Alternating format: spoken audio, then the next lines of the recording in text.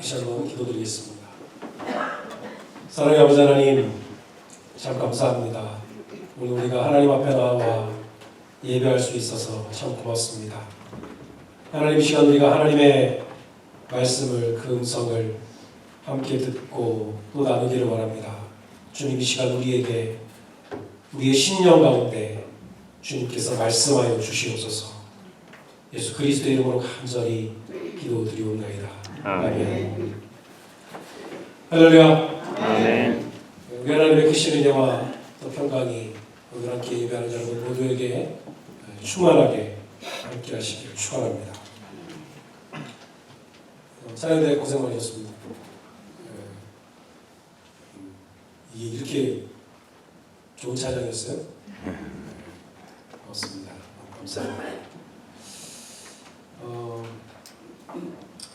여러분, 사람들이 여러분에 대해서 뭔가 사람들이 이야기를 할 때 사람들이 여러분을 어떤 사람이라고 보통 얘기를 합니까? 저 사람은 이런 사람이야. 뭐라고 얘기하시죠? 착한 사람이라고 그럽니까? 착하진 않은 것 같아요. 말이 많다고 그러니까 말이 많은 사람이야. 또 저 사람 참 성실한 사람이야. 친절한 사람이야. 이야기를 하겠죠. 근데 그거 말고 그러면 여러분은 다른 사람들이 나를 말할 때 저 사람은 어떤 사람이야 라고 말해줬으면 좋으시겠어요? 어떤 사람이라는 소리를 다른 사람들로부터 듣고 싶으세요? 좋은 사람이야. 예, 좋은 사람이야. 또 한결같은 사람이야. 예. 전한결이 얘기하는 건 아니죠? 예. 또 어떤 사람이라는 말을 여러분들이 다른 사람들이 나를 이렇게 말해줬으면 좋겠다. 사랑스러운 사람이야. 예. 좀 좋네요. 또 있으신가요? 크리스찬이야. 저 사람 그리스도인이야. 요즘 굉장히 듣기 힘든 말이죠. 저 사람 참 그리스도인이야. 여러분, 사람들은 하나님이 우리를 만드실 때 물고기하고는 좀 다르게 만드셨어요. 물고기는 눈이 이렇게 얼굴의 양쪽에 있잖아요. 양쪽 방향을 다 보잖아요. 근데 사람은 눈이 한쪽 방향으로 몰려있죠. 네. 그래서 사람은 태어나기를 한쪽 방향으로밖에 볼 수 없는 사람 존재로 태어났습니다. 그래서 사람은 태어나서부터 죽을 때까지 아무리 애쓰고 노력해도 절대 자기의 뒷모습을 볼 수가 없습니다. 자기 눈으로 볼 수가 없어요. 그래서 자신의 전체적인 모습을 스스로는 혼자서는 볼 수가 없어요. 요즘은 물론 전체적인 모습을 보려면 이제 거울을 앞뒤에 놓고 본다든지 뒷모습을 사진을 찍어서 볼 수도 있겠지만 사실 그것 자체도 남의 눈으로 보는 거거든요. 사진기도 남의 눈이잖아요. 그러니까 자기 눈으로 직접 자기의 뒤통수를 볼 수 있는 사람은 없어요.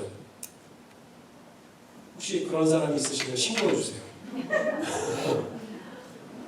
사람이 이거 불가능한 거거든요.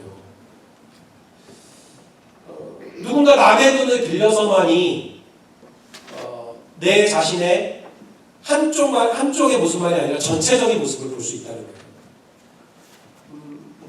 놀라운 것은 우리가 우리의 뒷모습 혹은 뒤통수만 볼 수 없는 것이 아니라 사실은 우리의 외모에서 가장 중요한 부분이 어디라고 할 수 있습니까? 다른 사람들과 식별되는 가장 중요한 부분 중에 하나가 어디예요? 사실 얼굴이잖아요. 네. 근데 중요한 건 내가 내 얼굴을 볼 수가 없다는 거예요. 내 눈으로는. 거울을 보든지 다른 사람이 말해줘야 된다는 거죠. 여러분, 그래서 가끔 어떤 일이 있습니까? 얼굴에 분명히 뭐가 달렸는데 나를 모르고 있어요. 뭐가 묻었는데 모르고 있다는 거예요. 그럴 때 누가 내 얼굴을 보고 말해줘요. 야, 너 얼굴에 그게 뭐야? 배고파서 뭐 나중에 먹으려고 부침가느니 이렇게 밥풀도 띄워주고 말이죠. 네, 그래야 될 때가 있다는 거예요. 그럼 사람은 자기가 보는 모습이 있고요. 자기가 보는 내 모습이 있어요. 다른 사람들은 잘 알지 못하는 내가 아는 내 모습이 있고, 또 반면에 다른 사람들이 볼 때 비춰지는 내 모습이 있습니다. 다른 사람들의 눈에 비춰지는 내 모습. 여러분 둘 중에 어떤 게 진짜 자기 모습일까요? 내가 아는 내 모습과 다른 사람들이 볼 때 보여지는 내 모습과 어떤 게 진짜 내 모습입니까? 둘 다 내 모습이죠. 둘 다 내 모습입니다. 내가 보는 내 모습은, 내가 아는 내 모습은 다른 사람들이 보지 못하는 모습을 내가 봐요. 내 모습 안에 그게 있는 거예요. 그런데 나도 내 자신의 모습을 다 보지를 못하는 거예요. 내 뒷모습을 보지 못하잖아요. 내 얼굴을 보지 못하잖아요. 그래서 다른 사람들이 봐주는 내 모습도 그것도 내 모습이라고. 그것이 합쳐져야 나의 전체적인 진짜 모습이라고 말할 수 있는 겁니다. 물론 자기가 자기 자신의 모습을 정확히 보는 것 그것 자체도 사실은 쉬운 일은 아닙니다. 그러나 그래도 그건 내가 보는 거니까, 내가 나를 보는 거니까 그건 나름대로 어느 정도 정확하게 본다고 치고, 그렇다면 다른 사람들이 나를 어떻게 보고 있는지, 나를 어떤 사람이라고 생각하고 있는지 여러분 알고 계십니까? 다른 사람들이 나를 어떤 사람이라고 보는지 혹시 알고 계시나요?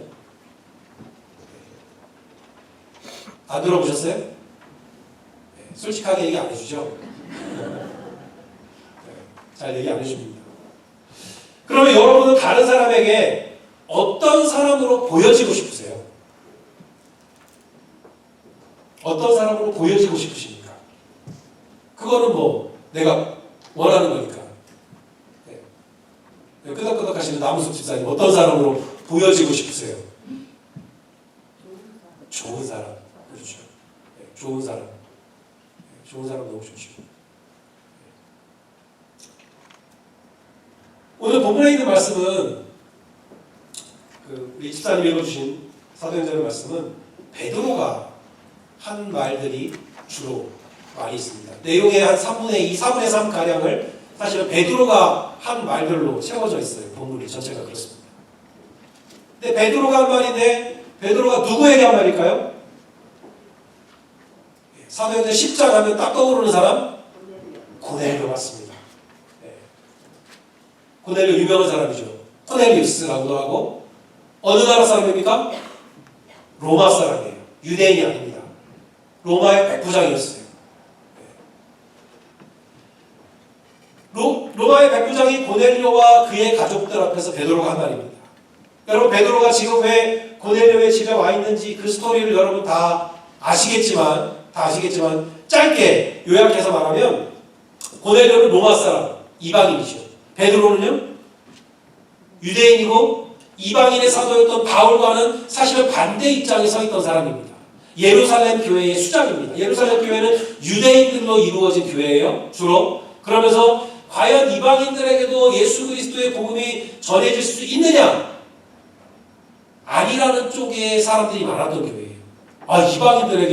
이방인들과는 밥도 같이 안 먹었던 사람들, 여전히 그리스도인이지만 여전히 유대인이었던 사람들, 그 무리의 수장이 베드로였어요. 그런데 그 무리의 수장인 베드로가 지금 왜 이방인인 고넬료를 길거리에서 만난 것도 아니고 그 집에 가서, 그 집 앞에 가서 그 사람들 가족들에게 예수 그리스도를 전하고 있을까요? 하나님이 부르셨어요. 고넬료는 경건한 사람이었습니다. 그래서 하나님께서 이 경건한 고넬료에게 가서 욥바에 있는 베드로라는 사람을 데려와라. 너희 집에. 하나님의 사자가 나타나서 말씀하셨어요. 환상 중에. 욥바 무두장이 시몬의 집에 있던 베드로는 기도 시간에 올라가 기도하다가 환상을 봅니다. 하늘에서 보자기가 올라갔다 내려갔다. 그 보자기에는 베드로가 유대인의 율법으로 결코 먹을 수 없는 음식들이 그 안에 있었어요. 짐승들이 있었어요. 잡아 먹으라는 거예요. 안 됩니다. 뭐라고 하셨어요? 내가 깨끗하다고 한 것을 너가 더럽다고 하지 마라. 3번이나 말씀하셨습니다. 그리고 고넬료가 보낸 하인들이 찾아옵니다. 평소 같으면 절대 안 갔을 거예요. 그러나 그 환상을 본 베드로는 뭔가 하나님께서 나에게 말씀하시고자 하는 것이 있구나. 그리고 고넬료를 따라간 거예요. 그리고 지금 그래서 지금 이 고넬료의 집에 베드로가 와 있는 겁니다. 참으로 어색한 만남이었겠죠. 원하지도 않았던, 사실은 기대할 수도 없었던 그런 만남이었습니다. 그런데 이 사람들이 왜 만났습니까? 예수님 때문에 만난 거예요. 하나님이 이 사람들이 예수님을 전하고 또 예수님에 대하여 듣기를 원하셨어요. 하나님은 이 경건한 사람 고넬료가 예수님을 알기를 원하셨어요. 경건한 사람이었지만 예수님을 알지는 못했거든요. 그러나 경건한 사람이 고넬료가 예수님을 알기를 원하셨고, 그래서 베드로를 통해서 이 고넬료에게 예수님이 전해지기를 원하셨습니다. 여러분, 그래서 다른 이유로는 서로 전혀 평생 만날 이유가 없던 두 사람이 지금 만나게 된 거고요. 그리고 오늘 그 만남에서 베드로가 이 고넬료에게, 그의 가족들에게 예수님을 전하고 있는 거예요. 내가 아는 예수님, 자기가 만난 예수님은 이런 분이었다, 이런 분이다 라고 전하고 있는 거예요. 여러분, 베드로가 전한 예수님은 어떤 분이었습니까? 첫 번째, 베드로는 예수님이 어떤 일들을 하셨는지 고넬료에게 전했어요. 여러분 다 아시는 내용이지만, 읽은 내용이지만 다시 한번 돌아보면 뭐라고 하셨습니까? 38절에 보면 그가 두루 다니시며 뭐를 행하셨다고요? 선한 일을 행하셨다는 거예요. 예. 나쁜 일을 행하신 분이 아닙니다. 예수님은 선한 일을 행하셨고요. 또 뭐 했습니까? 마귀에게 눌린 모든 사람을 다 고쳐주셨다는 거예요. 선한 일을 행하시고 마귀에게 눌려있는 사람들을 고쳐주셨다. 옛날에는 어떤 질병이 오는 것도 마귀의 장난이라고 생각하는 경향이 있었습니다. 그래서 질병을 고쳐주시는 것도 마귀를 쫓아내는 것과 서로 다른 일이 아니었어요. 그리고 39절과 40절에 보면 어떤 말씀이 있습니까? 나무에 달아 죽였으나 십자가에 달려 돌아가셨다는 말이에요. 그리고 하나님이 그를 다시 살리셨다. 부활하셨다는 거죠. 십자가의 죽으심과 부활에 대해서 전하고 있습니다. 물론 십자가와 부활은 예수님이 스스로 행하셨다기보다는 십자가에 달려서 당하신 거죠. 당하신 일이고 하나님이 살리신 거죠. 그러나 예수님이 그 일을 감당하셨어요. 순종함으로 감당하셨죠. 그래서 예수님께서 하신 일이라고 볼 수 있다는 거예요. 여러분, 한 사람이, 이 사람이 어떤 사람인지를 알려면 그 사람의 외모를 보면 알 수 있습니까? 외모를 딱 보니까 좋은 사람이네, 좋은 사람이야. 그렇게 할 수 있나요? 물론 우리가 나이가, 링컨 대통령이 그랬죠. 나이가 40이 넘으면 자기 얼굴에 대해서 책임을 져야 된다. 좋은 사람의 인상. 근데 외모만 가지고는 알 수가 없죠. 좋은 사람인지 아닌지. 좋은 사람처럼 보이지만 아닐 수 있잖아요. 근데 뭘 보면 알아요? 그 사람의 행위를 보면 알아요. 좋은 일을 하면 그 사람은 좋은 사람인 거예요. 좋아 보이는 사람이 좋은 사람이 아니라 좋은 일을 하는 사람이 좋은 사람이라는 거예요. 나쁜 일 하면요. 아무리 좋은 사람처럼 생겼어도 하는 일마다 나쁜 일만 하면 그 사람은 나쁜 사람이죠. 아무리 점잖게 생겼어도 사람들 볼 때 항상 부뚜막이 먼저 올라가면 점잖은 사람 아니죠. 그 사람의 행위가 그 사람이라는 거예요. 리더의 어떤 그룹에서 리더의 역할을, 지도자의 역할을 감당하는 사람이 그 사람의 어떤 직책이 있든 없든 그 그룹의 지도자인 거예요. 리더인 거예요. 그 역할을 하기 때문에. 섬긴다 말만 하는 사람이 섬기는 사람이 아니라 정말 섬기는 일을 하는 그 사람이 섬기는 사람이죠. 여러분, 그 사람의 외모가 아니라 그 사람의 행위가 그 사람이 어떤 사람인지를 말해준다는 거예요. 여러분, 그럼 베드로가 본 예수님은 어떤 분이십니까? 선한 일을 행하시는 분이라는 거예요. 그럼 어떤 분이라는 거예요? 선한 분이라는 거예요. 선한 일을 행하시니까 그분은 선한 분이고, 또요, 마귀에 짓눌린 사람을 고쳐주시는 분. 그럼 어떤 분입니까? 권세가 있는 분인 거예요. 마귀를 쫓아내는 권세. 우리 같은 평범한 사람이 마귀 이길 수 있습니까? 못 이겨요. 그러나 예수님은 그 마귀의 권세, 마귀를 쫓아내는 권세를 가지신 분. 그리고 그 마귀에 짓눌려 있는 이들을 불쌍하게 여기시고 그들을 회복시켜 주시는 긍휼함을 가진 분이라는 거예요. 긍휼한 마음을 가진 분. 또 어떤 분입니까? 하나님의 뜻에 죽기까지 순종하여 십자가에 달려 돌아가신 분. 순종의 사람이시라는 거예요. 순종하신 분. 그리고 하나님께서 다시 그를 살리신 부활의 첫 열매가 되신 분이라는 거예요. 여러분, 이것이 베드로가 알고 있는 베드로의 관점에서 바라본 예수님께서 행하신 일들, 그 행하신 일들을 통해서 바라본 예수님이라는 분이라는 거예요. 여러분, 우리가 이 질문을 우리 자신에게도 돌려볼 필요가 있습니다. 여러분은 어떤 분이에요? 여러분은 좋은 분입니까? 그러면 좋은 행위로 여러분이 좋은 사람인 것을 증명하시기 바랍니다. 여러분, 온유한 분입니까? 그러면 나에게 잘해주는 사람만이 아니라 나에게 공격적인 사람에게도 내가 온유하게 대함으로 내가 온유한 사람인 것을 보이셔야 된다는 거예요. 나는 겸손한 사람입니까? 그렇다면 항상 나보다 남을 더 낮게 여김으로 나의 겸손을 증명하셔야 된다는 거예요. 아까 말씀하셨는데 여러분, 우리가 그리스도인입니까? 나의 정체성이 정말 그리스도인이에요? 그렇다면 그리스도인이 마땅히 해야 할 일을 우리가 행함으로, 그런 행위를 함으로 우리가 그리스도인임을 증명하며 살아야 된다는 겁니다. 외모가 아니라 그 사람의 행위가 그 사람이라는 거예요.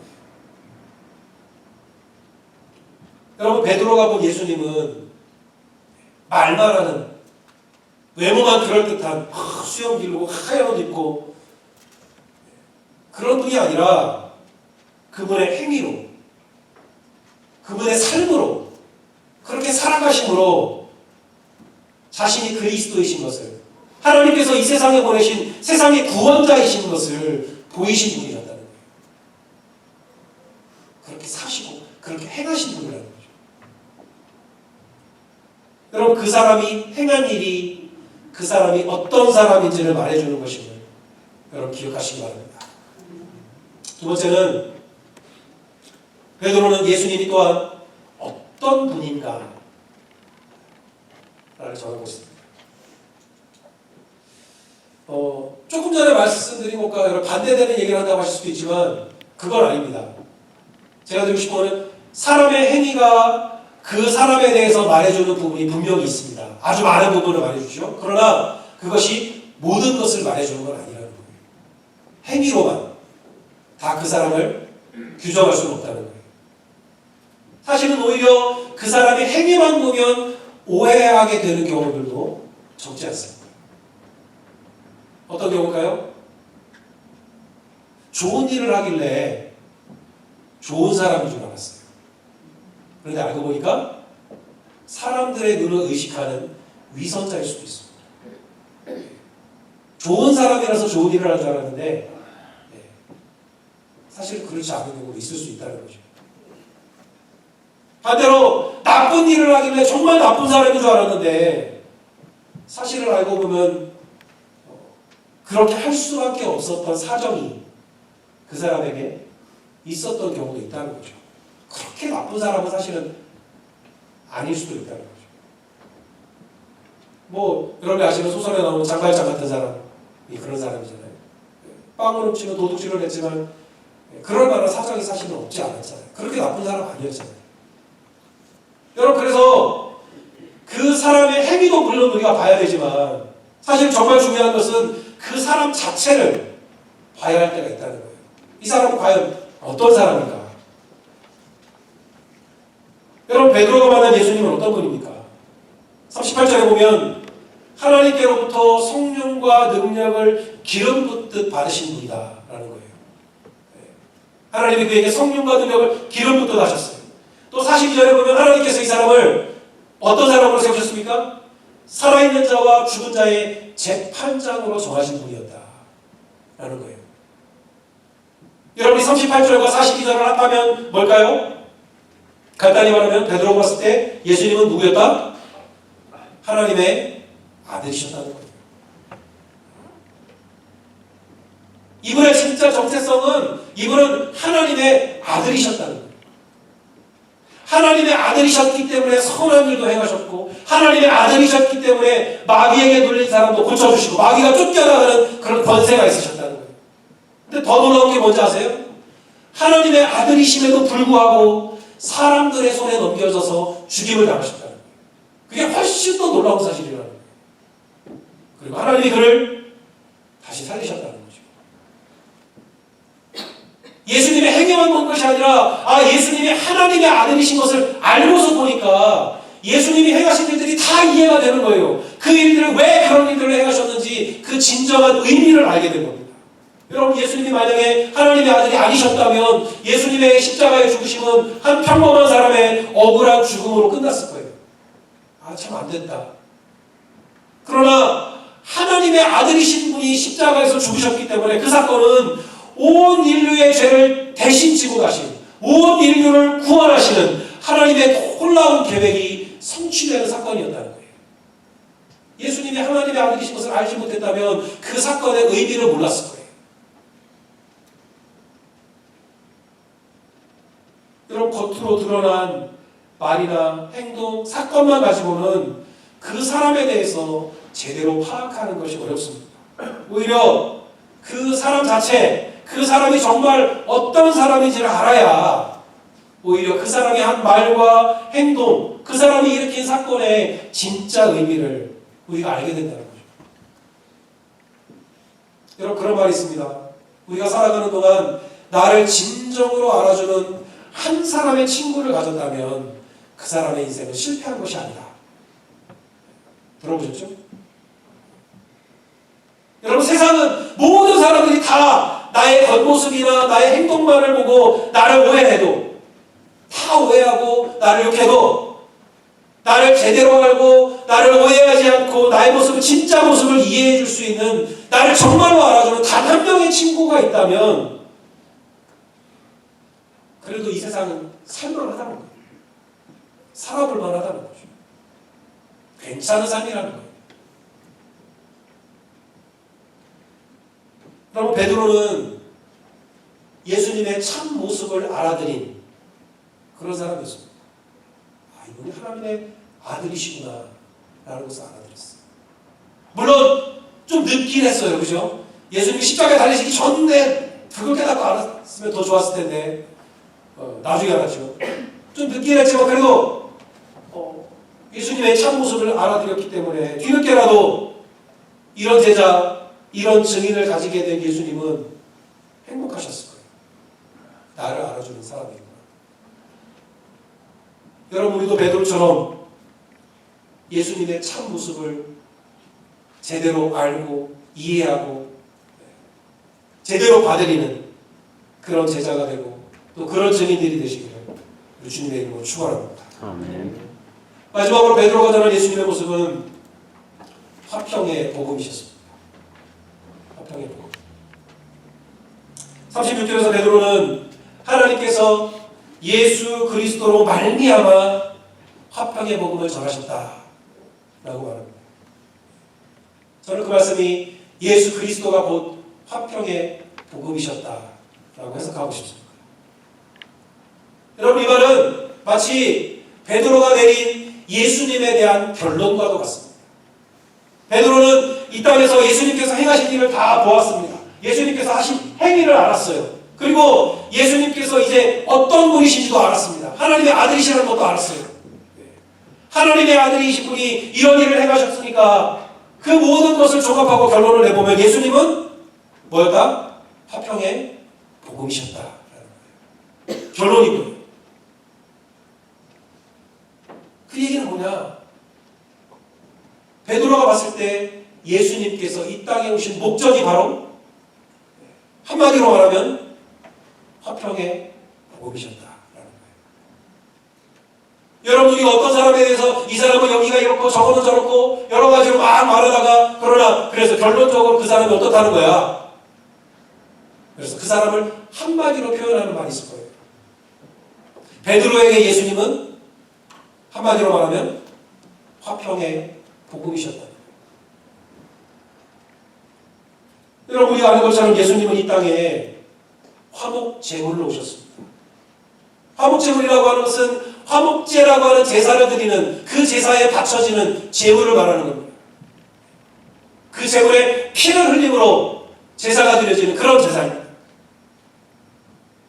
예수님은 자기 자신을 바쳐서 자기 자신의 몸을 그 제물로 바쳐서 서로 원수가 되었던 하나님과 우리 사람의 사이를 화목하게 하시려고, 거기에 화평을 주시려고 이 땅에 오신 분이라는 거예요.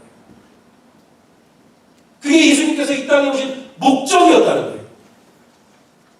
또 한 가지, 하나님과 우리 사이뿐만 아니라 우리들 사이에, 유대인과 이방인 사이에, 서로 절대 하나가 될 수 없는 사람들 사이에 가로막혀 있는 그 담을 자기의 몸으로 허물어 버리셨다는 거예요. 결코 하나가 될 수 없는 둘을 하나가 되게 하려고 이 땅에 오셨다. 베드로는 그것을 깨닫고 발견하고, 예수님이 이 땅에 오신 목적, 예수님이 이 땅에서 사셨던 그 이유와 목적이 바로 여기 있구나. 그것이 화평의 복음이 되시는 겁니다. 여러분, 우리가 한 사람이 하나님께서 자기를 이 땅에 보내신 진정한 이유와 목적을 깨닫는다면, 진짜 이유와 목적을 깨닫는다면, 여러분, 그 사람은 자기가 이 세상에서 살아가야 할 이유를 발견한 사람입니다. 그런 사람을 세상에서는 뭐라고 말해요? 도가 통한 사람이라고 말하는 거예요. 자기의 길을 발견한 사람이라고 말하는 거예요. 내가 왜 이 세상에 왔는지, 내가 이 세상에서 어떤 길을 걸어가야 되는지 진짜로 발견하고 깨달은 사람이라는 거예요. 여러분, 그래서 그런 사람은 자기가 이 세상에서 살아갈 이유도 알지만 내가 그 이유를 위해서 죽을 수도 있는 사람입니다. 예수님은 화평의 복음이 되시기 위해서, 그 이유와 목적을 위해서 자기 생명을 그래서 바칠 수도 있었던 분인 거예요. 살아갈 이유를 발견했다고 하는 것은 그것을 위해서 죽을 이유도 발견했다고 하는 것과 같은 말입니다. 다른 말이 아니에요.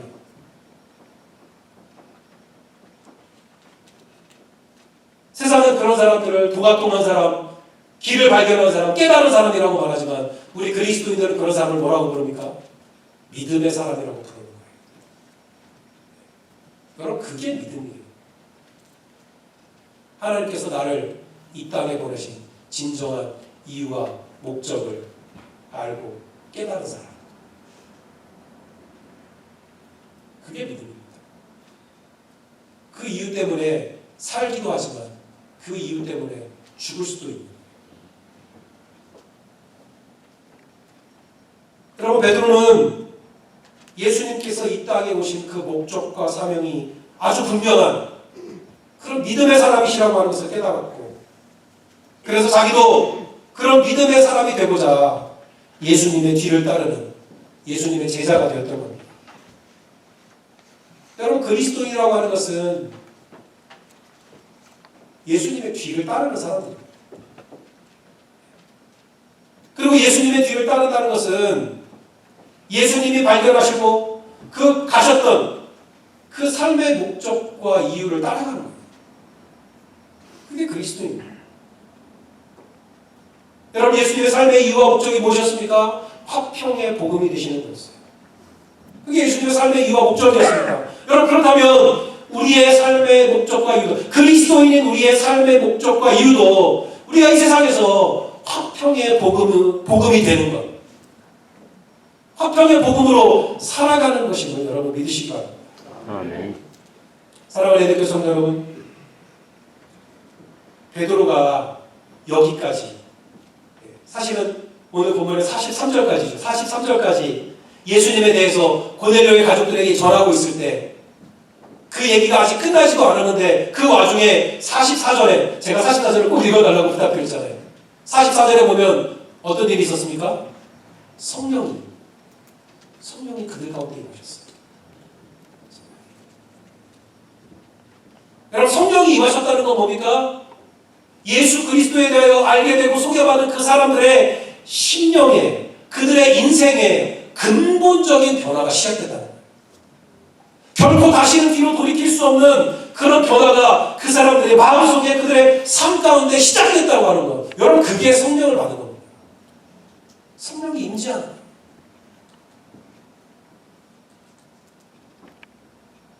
여러분, 그때 고넬료의 집에 그 말씀을 듣는, 예수 그리스도에 대하여 그 말씀을 듣는 모든 사람들 가운데 임했던 그 성령이 오늘 이 자리에서 말씀을 듣는 우리들에게도 임하시기를 간절히 바랍니다.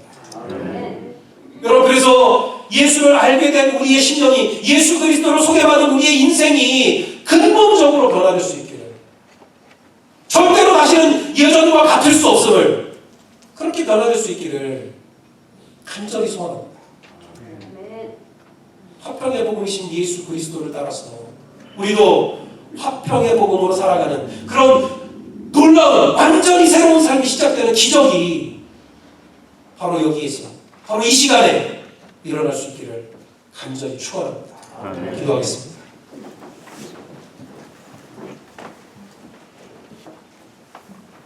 고마우신 하나님, 지금 이 시간 우리에게 주님의 성령을 부어 주시옵소서. 우리 가운데 임재하여 주시옵소서. 내가 아는, 내가 만난 예수 그리스도를 인하여 나의 심령이, 내 인생이, 나의 삶의 목적과 방향이 근본적으로 바뀌어지는, 변화되어지는 그 놀라운 기적이 바로 여기에서, 바로 이곳에서, 이 시간부터 시작되게 하여 주시옵소서. 예수 그리스도의 이름으로 간절히 기도드리옵나이다. 아멘.